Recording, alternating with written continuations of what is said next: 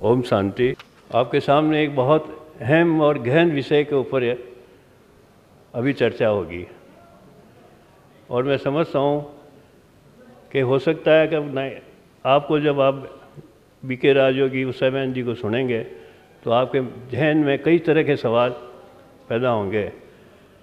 गीता के ऊपर कई टिप्पणियाँ हुई है, कई भक्तियों ने, ऋषियों ने कई तरह से गीता लिखी है। हर एक संत ने भी अपने अपने हिसाब से भी गीता लिखी है।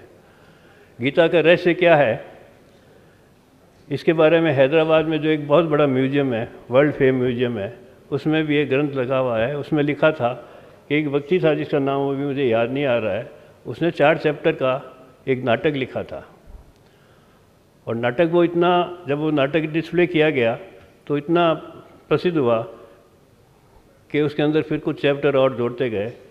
और वहाँ जो हैदराबाद के म्यूजियम में जो एक ग्रंथ है जिसके ऊपर बहुत से संतों ने भी उसके ऊपर विवेचन किया, कई लोगों ने जिन्होंने गीता के ऊपर टिप्पणियाँ की थी, टीका लिखा था, उन्होंने भी उसको देखा और माना कि वाकई गीता का ओरिजिन क्या है।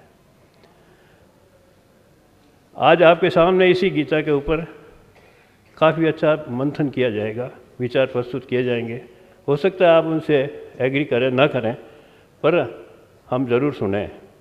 मुझे याद आता है एक साइंटिस्ट गैलीलियो करके हुआ था शायद 18वीं शताब्दी में।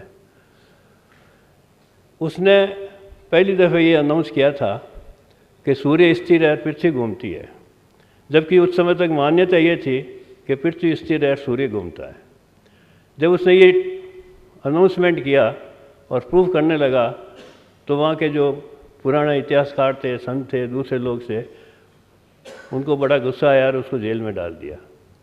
अनंतोगत्वा आज हम ये मानते हैं कि सूर्य स्थिर है, पृथ्वी घूमती है।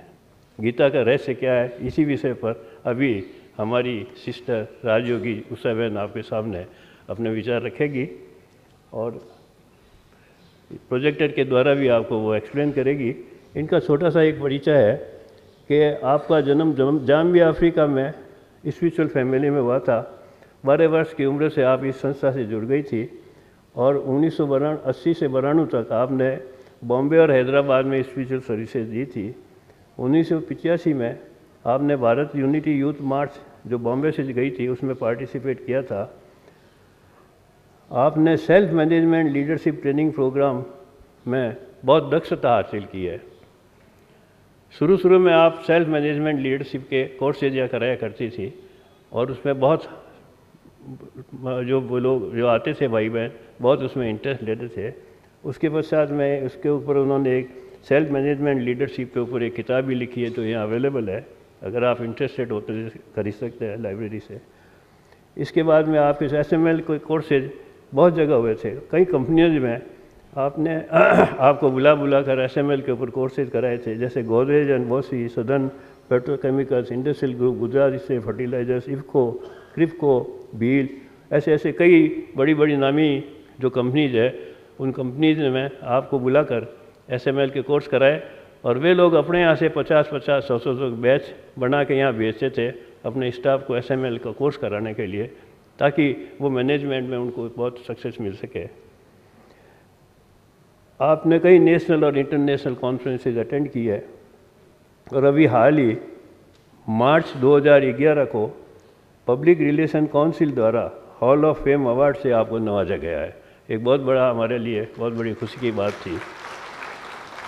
कई जगह आपके लेक्चर्स हुए हैं हिंदुस्तान में इसी सब्जेक्ट पर, बड़ौदा, अहमदाबाद, औरंगाबाद, करनाल और कई जगह आपने इसी सब्जेक्ट पर अपने विचार प्रस्तुत किए और लोगों ने उसको बहुत सराहा है।